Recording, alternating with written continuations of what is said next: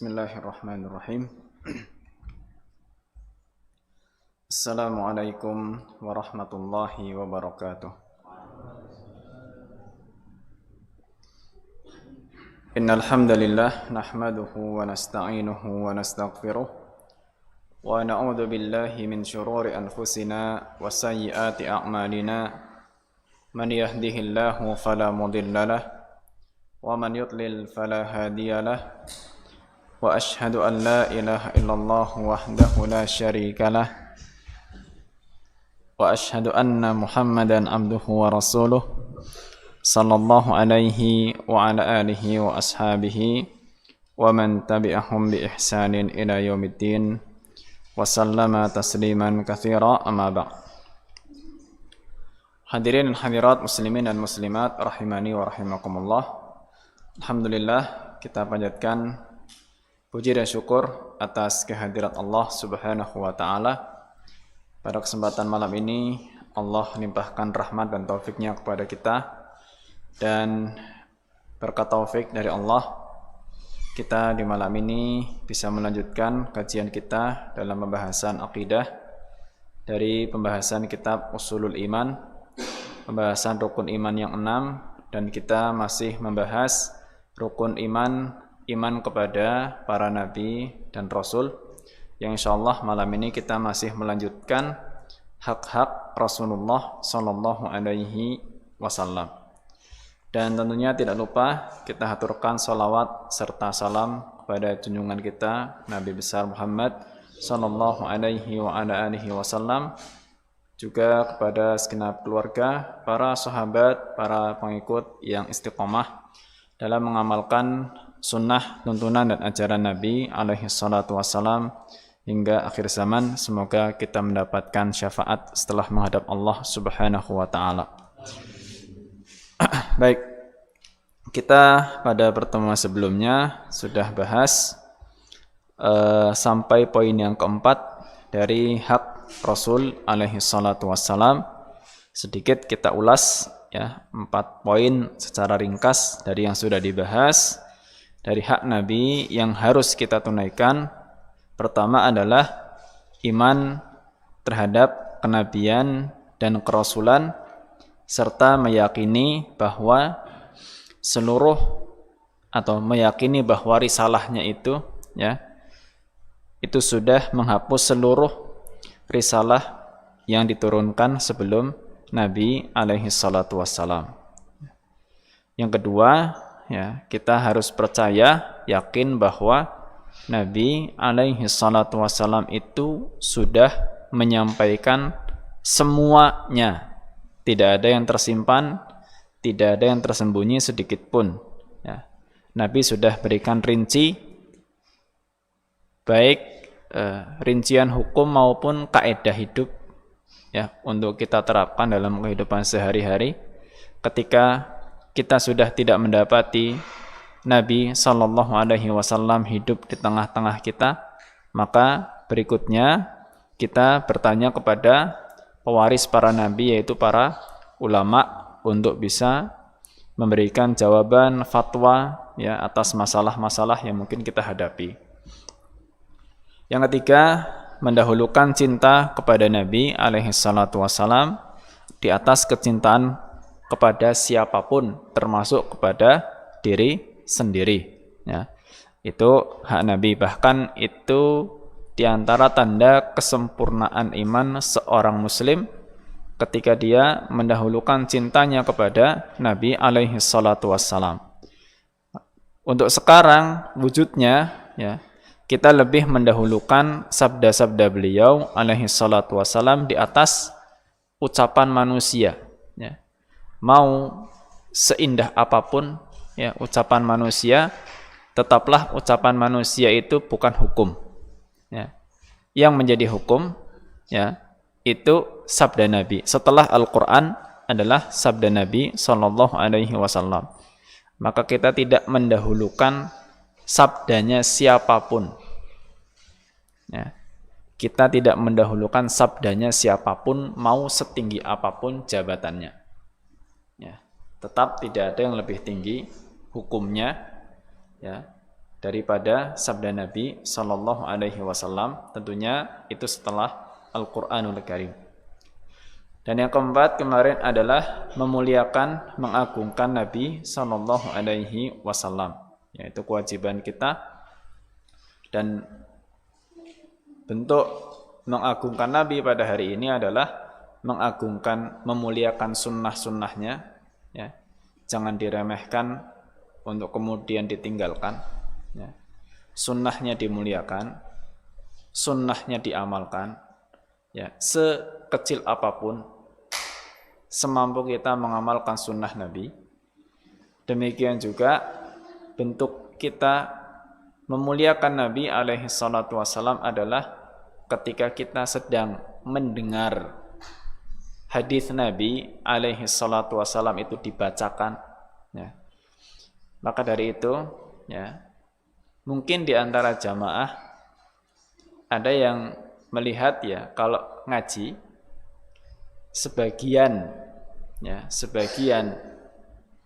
ustadz kalau ngisi pengajian ketika menyebutkan hadis Nabi Sallallahu Alaihi Wasallam itu baca, sekalipun ustadznya hafal hadis itu, tapi tetap baca. Ya. Kenapa kok tetap membaca sekalipun hafal hadisnya? Ya. Itu adalah nasihat dari sebagian ulama, ya, di zaman dulu, ya, di zaman dahulu, yang namanya periwayatan hadis, ya, periwayatan hadis itu ulama ada dua model, ya, ada dua model. Model pertama itu adalah ulama yang hafalannya kuat sehingga meriwayatkan dengan hafalannya. Model yang kedua adalah ulama yang catatannya kuat, ya, sehingga meriwayatkan dari catatannya. Maksudnya catatannya kuat itu dijaga supaya enggak salah, tidak hilang, tidak dicoret-coret, gitu ya. Ada ulama yang hafalannya kuat dan catatannya kuat, ya. Ulama yang hafalannya kuat dan catatannya kuat. Jadi ada yang hafalannya kuat tapi mungkin catatannya kurang. Ada yang catatannya bagus, kuat tapi hafalannya kurang. Kalau yang catatannya bagus tapi hafalannya kurang, harus meriwayatkan hadis lewat catatan, harus baca. Karena kalau pakai hafalan bisa salah, ya. Kalau yang hafalannya kuat silahkan, karena memang hafalannya bagus. Nah, bagi yang bisa mengumpulkan dua kekuatan, kekuatan hafalan dan kekuatan catatan, ya, hafalannya bagus dan catatannya terjaga, ya, dijaga dari kesalahan, nggak dicoret-coret, nggak dipinjam-pinjamkan, ya. Lebih afdol mana? Dia kalau meriwayatkan hadis lewat hafalannya atau lewat catatannya? Tetap lewat catatannya. Kenapa? Karena kemungkinan salahnya akan lebih sedikit, ya. Kemungkinan salahnya akan lebih sedikit daripada lewat hafalan. Padahal dia pun hafal, tapi yang namanya manusia, ya. Maka dahulu diriwayatkan, ya, Imam Ali Ibnul Madini, ya, seorang imam hadis besar, beliau tetap dinasihati oleh Imam Ahmad bin Hanbal, gurunya, ya, untuk tetap meriwayatkan hadis itu dengan membaca, ya, dengan membaca. Kenapa? Itulah salah satu bentuk seseorang mengagungkan hadis Nabi alaihi salatu wassalam, supaya sabda beliau itu tidak sembarangan disebutkan, ya. Karena bisa kalau nggak hafal itu pada akhirnya menyebutkan sekenanya, bisa akhirnya nggak sama dengan apa yang keluar dari lisan Nabi alaihi salatu wassalam, ya. Itulah kenapa sebagian baca itu sebagai bentuk pengagungan, dan yang mendengarkan juga konsentrasi ketika disebutkan Nabi alaihi salatu wasallam bersabda. Bentuk pengagungannya kalau sudah mendengar ucapan Nabi alaihi salatu wasallam bersabda, itu langsung pasang konsentrasi. Penting ini. Kalau yang bersabda Nabi itu pasti penting, tidak mungkin tidak penting. Kalau kita yang ngomong banyak nggak pentingnya. Ya, tapi kalau Nabi yang sudah bersabda pasti penting. Itu urusan akhirat, dunia dan akhirat. Ya, pasti penting. Karena tidak mungkin beliau itu mengucapkan sesuatu yang tidak manfaat. Ya, pasti manfaat dan manfaatnya juga pasti besar. Ya, itu wujud pengagungan kita kepada Nabi pada hari ini. Ya, pada hari ini. Apa yang sampai kepada kita dari sabda-sabda beliau alaihi salatu wassalam itu kita muliakan. Ya, syukur kalau kita betul-betul cinta kepada Nabi alaihi salatu wassalam dan memuliakan beliau. Akan lebih terbukti lagi kalau kita itu misalkan menghafal sebagian hadis beliau, dipelajari, ya. Itu lebih menunjukkan cinta kita kepada Nabi alaihi salatu wassalam, ya. Baik, kita akan lanjutkan hak-hak Nabi alaihi salatu wassalam yang harus kita tunaikan berikutnya. Poin yang kelima adalah as-salatu wat taslim ala nabi sallallahu alaihi wasallam wal iktsaru min dzalika kama amarallahu bidzalik. Bersolawat dan menghaturkan salam kepada Nabi alaihi salatu wassalam dan memperbanyaknya, ya. Jadi memperbanyak sholawat dan salam kepada Nabi alaihi salatu wassalam sebagaimana Allah subhanahu wa ta'ala perintahkan. Ya, perintah untuk sholawat itu sering kita dengar kalau sedang Jumatan. Karena sebagian khatib itu merutinkan membaca ayat ini sebagian, enggak semua khatib. Tapi sebagian khatib itu merutinkan membaca ayat ini. Surat Al-Ahzab ayat yang ke-56. Allah berfirman, Innallaha wa malaikatahu yusalluna 'alan nabi ya ayyuhalladzina amanu sallu 'alaihi wa sallimu taslima. Sesungguhnya Allah dan para malaikatnya itu bersolawat kepada Nabi, bersolawat atas Nabi. Allah dan malaikat bersolawat. Kemudian diperintahkan, wahai orang-orang yang beriman, sholawatlah kalian atas beliau dan ucapkanlah salam. Ya, sholawat dan salam. Itulah kenapa kalau kita mendengar nama Nabi disebut, baik dengan istilah nama Muhammad atau dengan nama Nabi atau Rasulullah, kita kemudian lesannya membaca sallallahu alaihi wasallam, alaihi salatu wassalam dan yang sejenis itu. Ya. Jadi bersolawat, ya, bersolawat itu sebetulnya solawat itu memang maknanya adalah doa. Itu asal makna kata solawat. Ya, sebetulnya solat. Ya, solawat itu jamaknya solat aslinya. Ya, kita solat atas Nabi, solawat atas Nabi. Kita doa sebetulnya. Ya. Tapi bukan maknanya Nabi alaihi salatu wassalam itu butuh doa kita, tidak. Ya. Beliau sudah pasti selamat. Dan beliau sudah dijamin masuk surga. Sudah dijamin dosa-dosanya diampuni. Ya, bahkan semasa hidup beliau alaihi salatu wassalam sudah dijamin dosa yang akan datang dan yang sudah lalu itu diampuni oleh Allah subhanahu wa ta'ala. Ya. Nah, terus kenapa kita masih sholawat? Ya.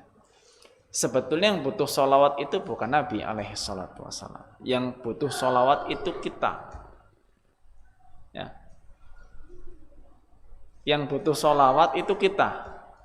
Karena dalam setiap sholawat yang kita ucapkan, itu ada fadilah, keutamaan yang Allah Subhanahu wa ta'ala berikan. Sebagaimana disebutkan dalam Sahih Muslim, Nabi alaihi salatu wasallam bersabda, "Man shalla alayya salatan sallallahu alaihi biha ashran."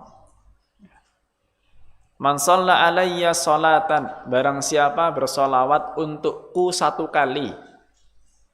Ya. Solawat untuk Nabi satu kali. Maka Allah Subhanahu wa ta'ala bersolawat atasnya 10 kali. Ya. Allah berikan balasan dari solawat yang kita ucapkan satu kali, Allah berikan balasannya 10 kali. Ya. Apa maknanya Allah bersolawat? Ya. Untuk maknanya Allah bersolawat, ya, maka maknanya adalah Allah merahmati. Ya. Disebutkan di sini aslus sholati tarahhum fahiya minallahi rahmatun. Ya. Jadi solawat itu maknanya berkasih sayang, ya. Tapi kalau solawat itu dari Allah, maknanya Allah itu menurunkan rahmat. Semakin kita banyak solawat, semakin kita dirahmati Allah Subhanahu wa ta'ala. Jadi kita yang butuh solawat. Ya.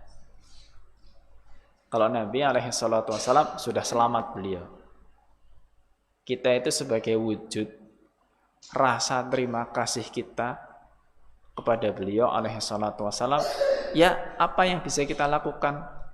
Ya sholawat itu. Selain juga kita mengamalkan sunnah-sunnahnya, ya.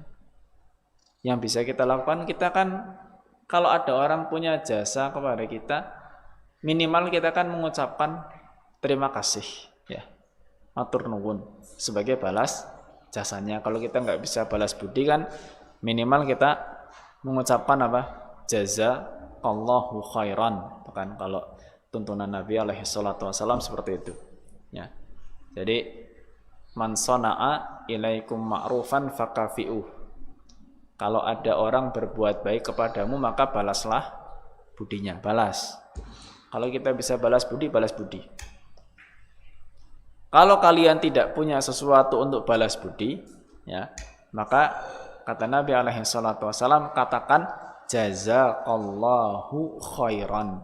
Semoga Allah membalasmu dengan yang lebih baik. Ya, itu sunnah. Ketika kita dapat kebaikan, kita mengucapkan jazakallahu khairan. Semoga Allah membalasmu dengan yang lebih baik. Ya. Ya tinggal nanti disesuaikan saja bacaannya, ya. Kalau kita menyampaikannya kepada seorang wanita, ya berarti jadi jazakillah, ya. Jazakillahu khairan, ya. Kalau yang sering kita dengar ucapan jazakumullah, berarti karena yang sedang kita ajak bicara itu orangnya banyak. Jazakumullahu khairan. Itu, ya, wujud terima kasih kita kepada sesama manusia. Sekarang kalau kita mau berterima kasih kepada Nabi alaihi salatu wasallam dengan apa? Dengan ini, sholawat. Ya. Dengan sholawat. Makanya ada sholawat-sholawat yang memang disyariatkan ketika sholat, ya. Kan ada sholawat yang kita baca ketika tasyahud, ya. Bahkan di dalam madhab Imam Syafi'i, membaca sholawat Nabi di akhir tasyahud itu, tasyahud akhir, ya, bukan tasyahud awal. Di akhir tasyahud akhir itu hukumnya, bahkan menurut madhab Syafi'i, hukumnya rukun. Di dalam mazhab Syafi'i itu termasuk rukun. Rukun itu enggak boleh ditinggal. Sekalipun lupa, ya, rukun lupa itu tidak bisa digenepi hanya sekedar sujud sahwi, enggak bisa. Ya, itu rukun ya dalam sholat. Kalau mengikuti mazhab Syafi'i yang banyak dianut oleh masyarakat di negeri kita. Ya. Lah kita syahud akhir kok lupa sholawat, ya cuma sampai syahadat saja, tahiyat akhir ya, sampai asyhadu an la ilaha illallah wa asyhadu anna muhammadan abduhu wa rasuluh, kok lupa sholawat, ya langsung salam, assalamualaikum warahmatullah, assalamualaikum warahmatullah, terus kelingan, ih burung sholawatmu ya, terus ngapain habis itu? Kalau terus ingat belum sholawat gimana? Ya ngulang lagi, ya dia duduk, genepi dulu dengan sholawat, ya setelah baca sholawat dia baru salam lagi, assalamualaikum warahmatullah, assalamualaikum warahmatullah, atau sebelum salam dia sujud sahwi dulu, nah, karena dia lupa rukun menurut mazhab Syafi'i. Itu saking pentingnya sholawat di dalam sholat, ya, ketika tasyahud akhir. Dan sekaligus ya kita pahami bahwa sebaik-baik bentuk sholawat yang paling sempurna redaksinya yaitu sholawat yang diajarkan untuk dibaca ketika tahiyat, yang kemudian dikenal dengan istilah sholawat Ibrahimiyah. Karena di situ disebutkan kan di awal kan Allahumma sholli ala Muhammad wa ala ali Muhammad kama shallaita ala Ibrahim, kan gitu, wa ala ali Ibrahim, dan seterusnya sampai akhir fil alamina innaka hamidum majid. Itu sebaik-baiknya bentuk sholawat yang lengkap dan langsung diajarkan oleh Nabi alaihi salatu wassalam. Salawat-salawat yang lain sepanjang apapun, ya, sepanjang apapun, itu tidak bisa menandingi afdolnya salawat yang langsung diajarkan oleh Nabi alaihi salatu wassalam. Meskipun boleh silahkan kalau ada salawat yang lain, selama dengan catatan ya, selama tidak ada unsur yang berlebihan di situ, ya,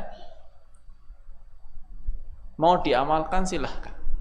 Selama tidak ada unsur yang berlebihan, pujian-pujian yang terlalu tinggi melewati batas, ya, selama tidak ada unsur itu, ya, mau dibaca monggo, boleh-boleh saja, ya.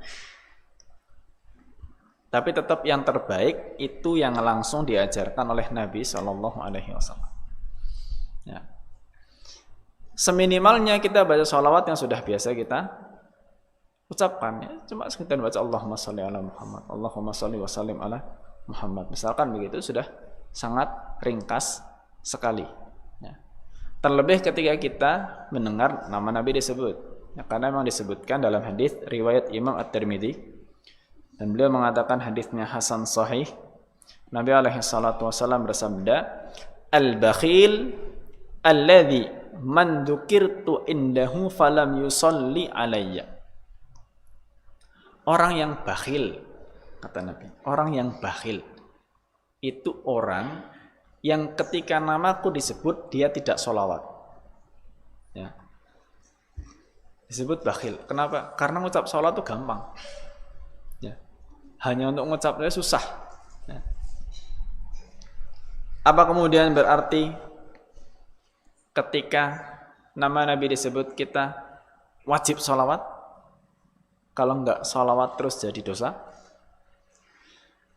Kalau menurut jumhur ulama, ya, menurut jumhur itu berarti mayoritas, kebanyakan. Menurut kebanyakan ulama, ya, ketika kita mendengar nama Nabi alaihi salatu wassalam itu disebut, ya, bersolawat itu hukumnya sunnah. Menurut mayoritas ulama hukumnya sunnah, ya. Itu dijelaskan diantaranya oleh Imam Asy-Syaukani, meskipun ada selisih pendapat Ada sebagian ulama mengatakan hukumnya wajib. Ya. Ada sebagian ulama mengatakan hukumnya wajib. Ya, karena ada celaan di sini, pelit. Ya. Dengar nama Nabi kok nggak nyebut sholawat, pelit. Ya. Tapi kata Imam Asy-Syaukani, pelit itu nggak selamanya dosa. Ya, pelit itu tidak selamanya dosa. Karena istilah pelit, bakhil, ya, bahasa Banyumas apa? Medit, ya, betitil,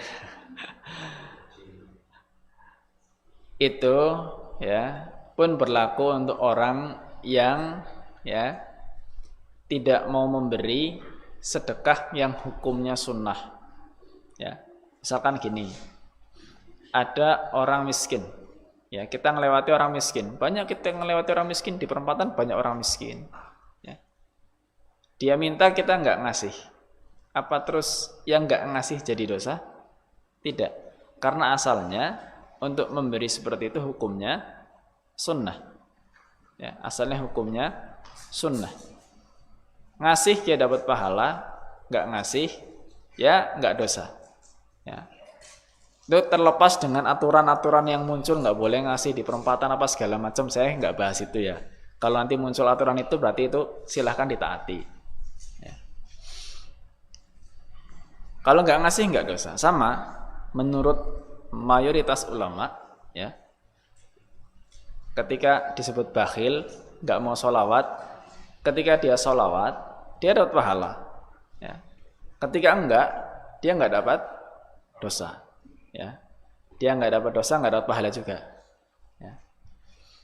Tapi tentunya sebisa mungkin ya mengucap, meskipun nggak mesti keras-keras. Ya, kadang kita juga suka dengar nama Nabi disebut ketika lagi dengar khutbah Jumat misalkan. Ya, lagi duduk dengerin khutbah, khotibnya bolak-balik menyebutkan nama Nabi alaihi salatu wassalam. Ini gimana? Katanya nggak boleh ngomong, tapi kan sholawat. Sholawatlah, tapi nggak usah keras-keras. Cukup didengar oleh diri sendiri saja. Ya, cukup didengar oleh diri sendiri saja ketika misalkan kita mengucapkan sholawat saat khatib berkhutbah, kemudian menyebut nama Nabi. Ya, tetap disyariatkan. Bahkan kita pun tetap bersholawat ketika kita nulis. Ya. Kita nulis ya di situ menyebutkan kata Rasulullah. Ya nulis sallallahu alaihi wasallam. Bagusnya tulisnya lengkap. Bagusnya lo ya. Meskipun sebagian ulama ya nggak senang memang dengan singkat. Kalau kita memang bisa nyingkat ya. Karena kalau nulis sallallahu alaihi wasallam tuh tawa temen ya. Akhirnya SAW. Ya. Apakah di bahasa Arab itu gak ada singkatannya? Ada. Bahkan dalam tulisan Arab itu sebagian tuh menyingkat. Malah lebih pelit daripada orang Indonesia kadang-kadang. Kita mending 3 huruf ya. S, A, W. Orang Arab kadang-kadang kalau menyebutkan nama Muhammad, tanda kurung shot. Dah. Tanda kurung apa? Shot. Maksudnya apa? Sholawat sallallahu alaihi wasallam. Disingkat cuma 1 huruf, masih mending kita 3 huruf. SAW. Orang Arab menyingkatnya shot saja. Kadang ada 4 huruf. Shot, lam, ain, mim. Solam. Untuk menyingkat sallallahu alaihi wasallam. Solam. Itu pun sebetulnya oleh sebagian ulama dipandang kurang etis. Ya. Kurang etis, yaitu selisih pendapat. Kalau kemudian ada yang nggak nulis sama sekali, ya nyebut nama Nabi kok nggak nulis sholawat, kita berbaik sangka. Karena menyebut itu nggak mesti nulis. Mungkin ketika nulis beliau membaca, nulis ya mungkin nulis nama Muhammad, lisannya mengucapkan sallallahu alaihi wasallam, tapi nggak ditulis, ya terus melanjutkan tulisannya. Itu mungkin terjadi. Ya. Tapi sebagai bentuk adab tetap lisannya itu membaca sekalipun tidak menulis. Ya. Maka itulah diantara hak Nabi yang harus kita tunaikan. Ya. Membaca sholawat ketika nama beliau itu disebut. Ya, meskipun baca sholawat itu kebutuhan kita banyak, nggak hanya ketika nama beliau disebut. Kebutuhan kita sholawat itu bahkan ketika kita sedang berdoa. Ya, kita doa, di antara adabnya itu kan kita selain memuji Allah Subhanahu wa ta'ala, kita juga membaca sholawat. Itu adab doa. Ya. Disebutkan dalam hadis yang diriwayatkan oleh Imam At-Tirmidzi, Nabi alaihi salatu wasallam bersabda, "Inna du'a mauqufun bainas sama'i wal ardi. La yas'udu minhu syai'un hatta tusalliya ala nabiyyika sallallahu alaihi wasallam." Doa itu bisa terhenti antara langit dan bumi. Ya, mauqufun bainas sama'i wal ardi. Doa itu terhenti antara langit dan bumi, di tengah-tengah. Ya. La yas'udu minhu syai', tidak naik. Ya, tidak naik doa itu hatta tusalliya ala nabiyyika, sampai engkau itu mengucapkan sholawat atas nabimu. Ya, sallallahu alaihi wasallam. Ini diriwayatkan oleh Imam At-Tirmidzi, ya, dan Imam Ibnu Katsir mengatakan hadis ini jayyid, bagus sanadnya, dan dihasankan oleh Asy-Syaikh Al-Albani rahimahullahu taala. Itu adabnya ketika kita doa. Ya. Setelah baca alhamdulillah, baru sholawat, baru silahkan doa apa yang kita butuhkan. Bisa dibaca di awal sholawatnya boleh, dibaca di akhir ketika kita nutup doa juga boleh. Ya, nggak ada masalah. Ya, itu tentang sholawat. Ya, tentang sholawat. Tapi meskipun tadi sunnah ya, ketika disebutkan nama Nabi, yang wajib itu adalah minimal seumur hidup sekali kita pernah sholawat. Itu wajibnya, minimal pernah sholawat. Ya, minimal pernah sholawat. Baik, kemudian hak yang keenam, al-iqrar lahu bima sabata fi haqqihi minal manaqibil jalilah wal khasaisis samiyah wad darajatil aliyatir rafi'ah ala ma taqaddama bayanu ba'diha fi awwali hadzal bahthi. Yang keenam adalah menetapkan, ya, semua keistimewaan, ya, menetapkan semua keistimewaan yang dimiliki oleh Nabi sallallahu alaihi wasallam, ya, sebagaimana sudah pernah dijelaskan di bagian awal pembahasan, ya, karena sebelum bab masalah hak Rasulullah, kita itu pernah membahas keistimewaan Nabi alaihi salatu wasallam, ya, yang diantaranya contoh adalah keumuman ajaran Nabi untuk seluruh jin dan manusia, tidak setengah-setengah untuk sebagian orang, sebagian enggak, ya. Bedanya dengan para nabi terdahulu seperti itu. Kalau nabi-nabi dahulu itu hanya untuk kaumnya saja. Ada sebagian mungkin enggak dapat. Ya. Tapi kalau nabi kita tidak, semuanya itu ajarannya sama, itu sampai hari kiamat. Ya, sampai hari kiamat. Ya. Istimewanya juga beliau itu penutup para nabi dan rasul. Enggak ada nabi dan rasul setelah beliau alaihi salatu wassalam. Umatnya itu adalah umat yang terbaik, ya, dibandingkan dengan umat-umat yang sebelumnya. Makanya kita sangat diistimewakan oleh Allah Subhanahu wa taala, diantaranya dengan salat 5 waktu. Istimewa. Kenapa? Karena disebutkan fahiya khamsun fahiya khamsuna. Ya, salat 5 waktunya itu cuma 5, tapi itu bagaikan 50 salat. Ya. 50 5 waktu penunaiannya, 50 itu pahalanya. Ya. Dan kita banyak keistimewaan, ya, diantaranya kita jadi umatnya Nabi alaihi salatu wasallam itu untuk sholat itu seandainya nggak dapat masjid, dimanapun kita bisa sholat, ya, selama bukan WC dan kuburan. Kalau orang-orang dulu sholat harus di tempat ibadah, kan berat, Ya, pokoknya harus di rumah ibadahnya. Ya. Sekarang kita Masya Allah sholat di rumah pun sholat itu sah, meskipun kalau laki-laki tetap bagusnya di masjid. Ya. Tapi di rumah pun sah. Ya.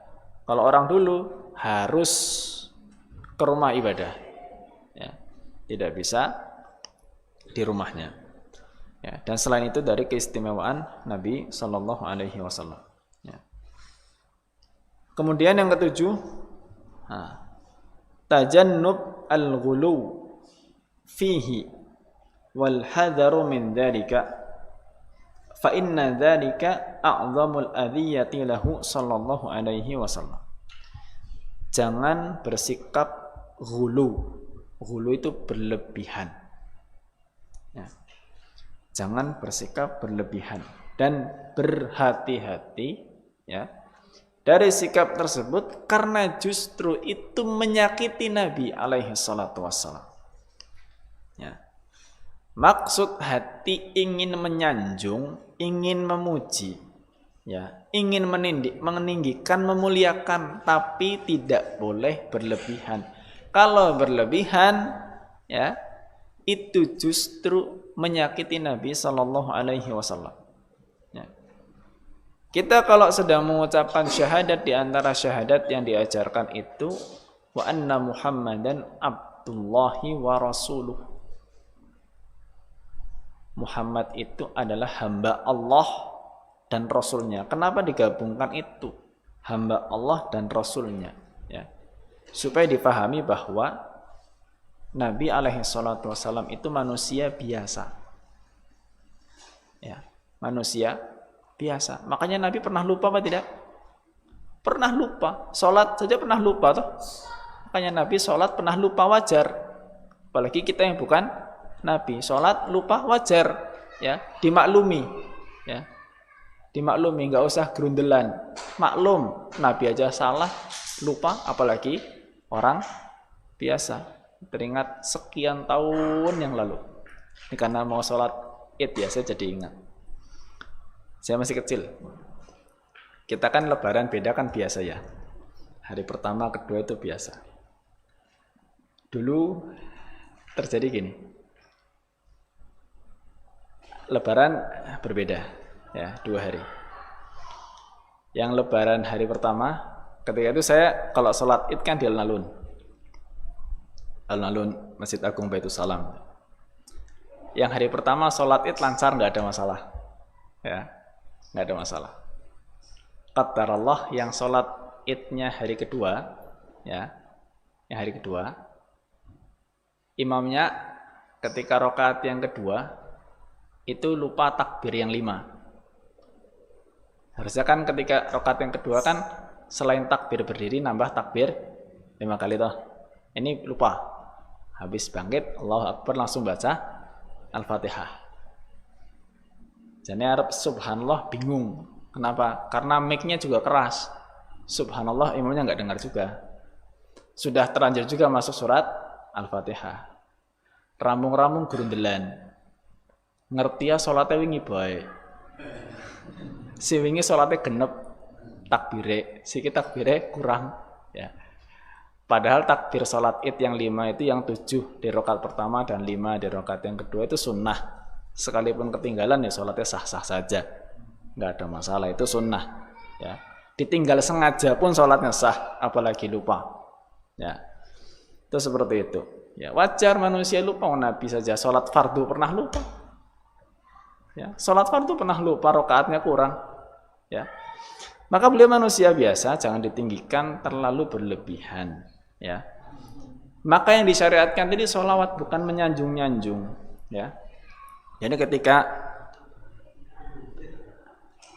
ada seseorang, ya, ada seseorang diriwayatkan dalam Musnad Imam Ahmad, ya, dari sahabat Ibnu Abbas mengatakan, ja'a rajulun ilan Nabi sallallahu alaihi wasallam faraja'ahu fi ba'dil kalam. Ya. Ada seorang datang kepada Nabi alaihi salatu wasallam, kemudian ya mengajak diskusi, ya, membahas sesuatu Faqala ma sya'allahu wa syi'ta. Orang itu mengatakan kepada Nabi alaihi salatu wasalam, tergantung keinginan Allah dan keinginanmu. Ya. Sesuai dengan keinginan Allah dan keinginanmu. Menggandengkan kehendak Allah dengan kehendak Nabi sallallahu alaihi wasallam. Maka mendengar itu Rasulullah alaihi salatu wasallam berkomentar, beliau bersabda, aja'altani lillahi niddan, apakah engkau menjadikan aku tandingan bagi Allah Subhanahu wa taala? Ya, dengan mengatakan masyaallahu wa syi'ta. Ya, apa yang Allah kehendaki dan apa yang engkau kehendaki. Engkau itu Nabi maksudnya. Nabi komentar, apakah engkau menjadikan aku tandingan bagi Allah? Bal masyaallahu wahdahu. Cukup ucapkan masya Allah saja. Ya, masya Allah saja. Ya. Hanya kadang-kadang ada orang itu kalau sumpah itu berlebihan. Demi Allah, demi Rasulullah, kan gitu. Disebutkan semuanya. Enggak, sumpah itu hanya dengan Allah Subhanahu wa taala. Tidak dengan Rasul. Ya, kalau sampai sumpahnya dengan Nabi alaihi salatu wasallam itu berlebihan. Ya.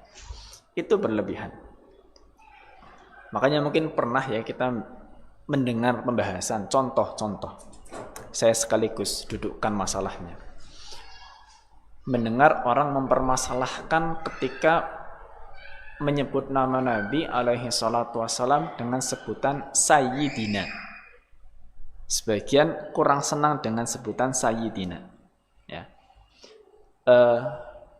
Itu sebetulnya awalnya terjadi di zaman Nabi alaihi salatu wassalam. Ya.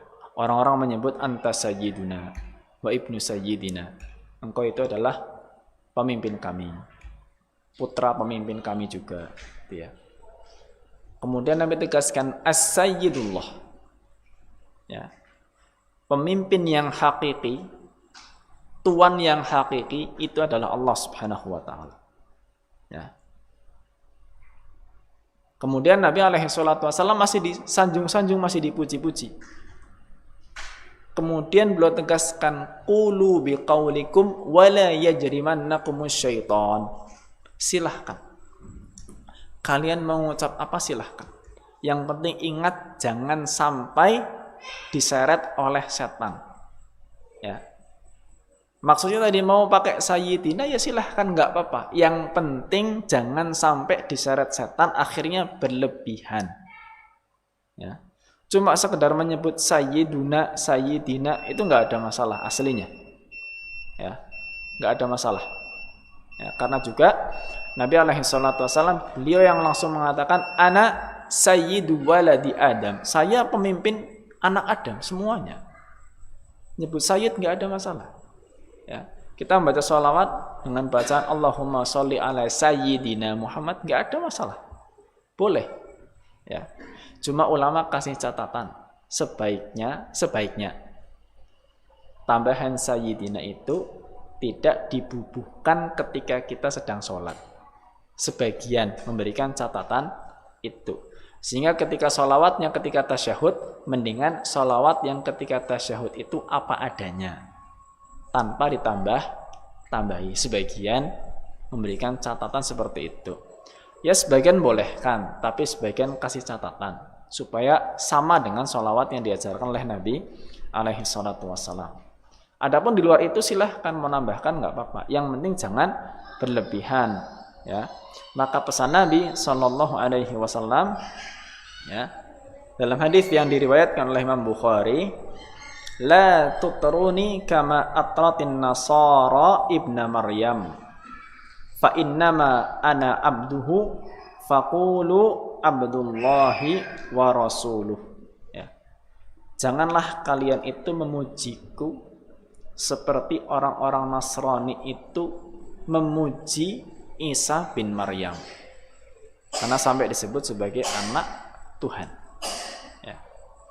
Fa innama ana abdun, saya itu hanya seorang hamba. Faqulu abdullahi wa rasuluh, maka katakanlah hamba Allah dan Rasulnya. Ya, hamba Allah dan Rasulnya.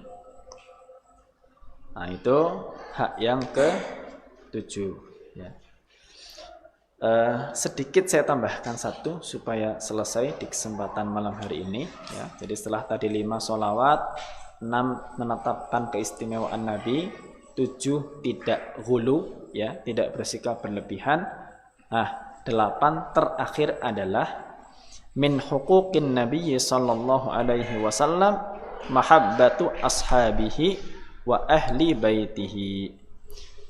Di antara hak Nabi alaihi salatu wasallam adalah kita mencintai para sahabat ya, mencintai para sahabat dan juga keluarga beliau ya. Mencintai para sahabat Nabi alaihi salatu wasallam juga keluarga beliau. Caranya bagaimana? Ya caranya kita mencintai para sahabat itu ya dengan tidak menyebutkan keburukan-keburukan para sahabat. Sekalipun mereka punya kesalahan. Mereka manusia di bawah Nabi alaihi salatu wasallam ya. Tapi jangan sampai ketika kita mendengar hal-hal buruk tentang para sahabat kemudian kita merendahkan sahabat ya. Jangan sampai kita merendahkan para sahabat.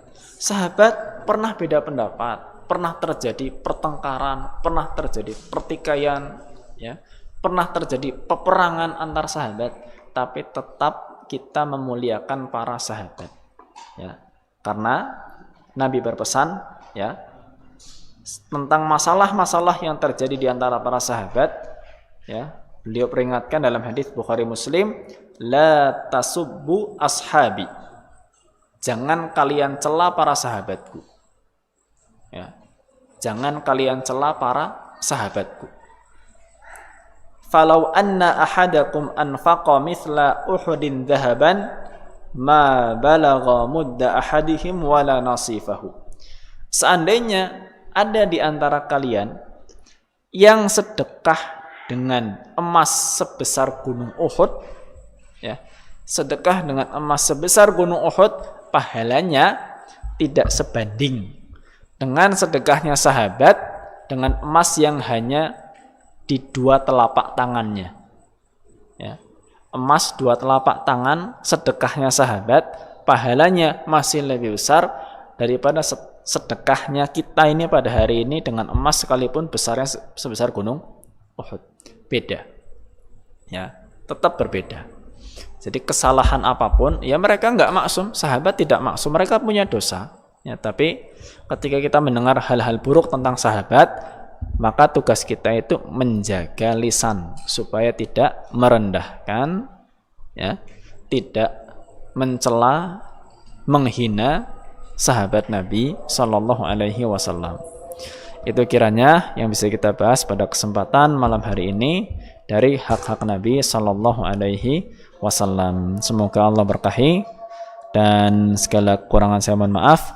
Wassallallahu ala nabiyyina Muhammad wa ala alihi wa sahbihi wa baraka wa sallam.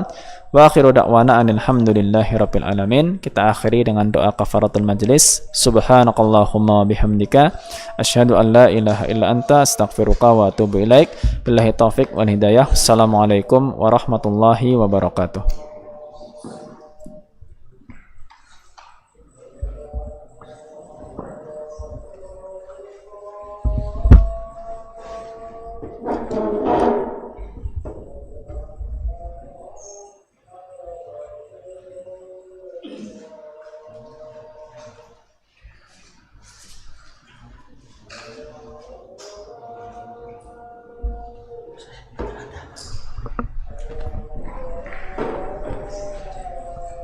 Subhanallah.